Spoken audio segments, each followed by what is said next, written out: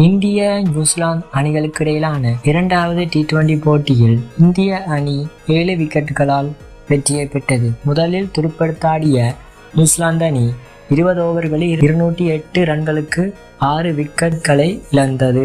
பதிலுக்கு துடுப்படுத்தாடிய இந்திய அணி 208 ரன்களை இலக்காக கொண்டு துடுப்படுத்தாடியது. இந்திய அணியின் சஞ்சு சாம்சன் அண்ட் அபிஷேக் சர்மா ஆகியோர் நல்ல தொடக்கத்தை தருவார்கள் என்று இந்திய ஃபேன்ஸ்கள் எண்ணிய போதும் சஞ்சு சாம்சன் 5 போல்களை எதிர்கொண்டு 6 ரன்களை பெற்ற நிலைமையில் ஆட்டமிழந்தார். அபிஷேக் சர்மா டக் அவுட் ஆனார். இந்திய அணி பவர் பிளேயில் 2 விக்கெட்களை இழந்தது. தொடர்ந்து துடுப்படுத்தாடிய இசான் கிசான் 4 சிக்சர்கள் 11 பவுண்டரிகள் என்று 32 பந்துகளில் 76 ரன்களை அடித்து கிழித்து விளாசினார். அதனைத் தொடர்ந்து சூரியகுமார் யாதவ் 37 பந்துகளில் 82 ரன்களை பெற்றார். சிவம் டுபே 18 போலில் 36 ரன்களை பெற்றார். 3 விக்கெட்டுகளை இழந்து இந்திய அணி 209 ரன்களை வெற்றிகரமாக பெற்றது.